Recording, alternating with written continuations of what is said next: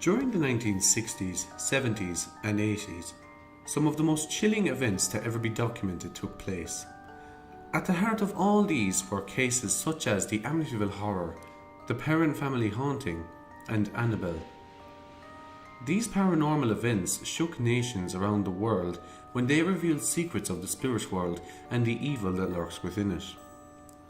These cases were investigated by two of the most influential figures in the world of paranormal investigations. These people were Ed and Lorraine Warren, a married couple who studied demonology and worked closely with the Catholic Church to perform exorcisms and to banish demons from the homes of families who were being terrorized. Yet nearly 50 years on, people still question whether the Warrens were a legitimate source when it came to the world of demonology, or were they just trying to profit and also gain publicity.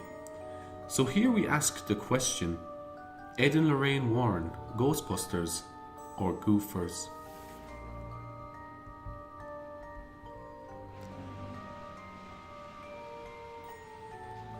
The Warrens remain some of the most important figures in paranormal investigations.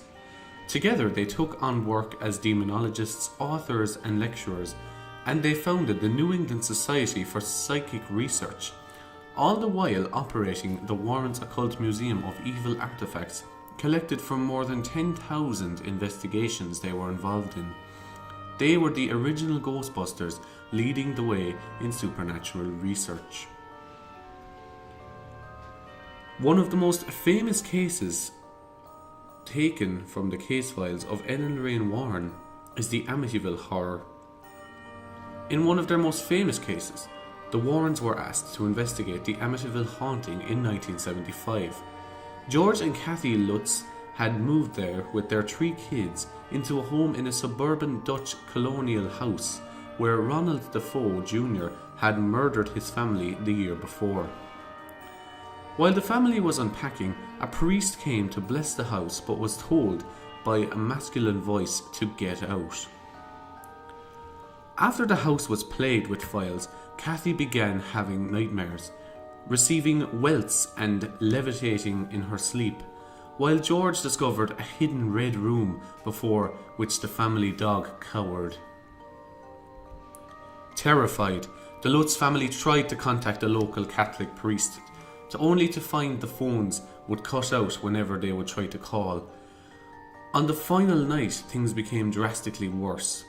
Banging noises emanated throughout the house. Furniture moved by its own accord, and the children were terrorized by unseen entities. It was the final straw. After just 28 days, the Lutz family fled the house, never to return. The Warrens investigated with a Channel 5 New York TV crew and a reporter from WNEW-FM. After catching an image of a demonic boy with glowing eyes, the investigation came to a close, with the Warrens believing they at last understood what had caused the extreme paranormal activity. After detailed research, they discovered the land had once been owned by John Ketchum, commonly believed to practice the dark arts. At his request, Ketchum was buried on the land on which the house would be built upon. Earlier still, the Shinnecock Indians had once used the land as an enclosure to a house, the Stick and the Mad, who were deserted to die alone in pain.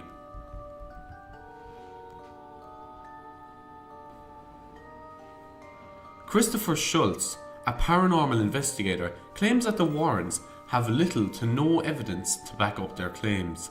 He speaks about this in relation to the Amityville case. He claims they participated in a psychic slumber party some 2 months after the Lutzes abandoned their home in the middle of the night, followed by a camera crew from a local news affiliate.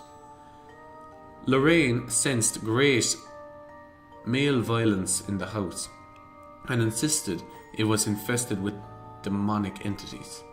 A photograph was allegedly captured of such entity, though it's likely it was just one of the crew members in the house that night. This TV appearance catapulted the Warrens as experts in the field of paranormal research. despite the fact that they had presented no concrete evidence of their findings that the Amityville house was haunted or infested with demons, and that they furthermore had no real evidence in any prior cases that they had worked on. But the furore for this true ghost story had already begun, reaching a fever pitch with the release of the Amityville horror film in 1979 and cementing the Warrens' reputation for years to come.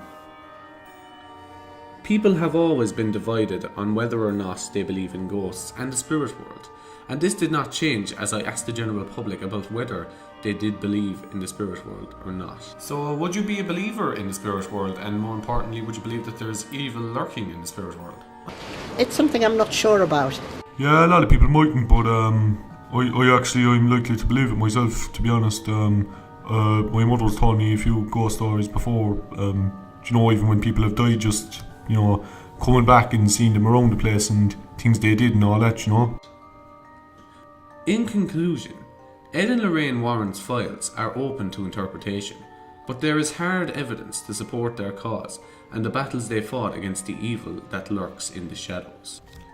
Perhaps it'll never be certain on whether Ed and Lorraine Warren were telling the truth about their files or not, but one thing is for certain: demonology and the spirit world, especially the evil element of the spirit world, is not something that we're encouraged to play around with.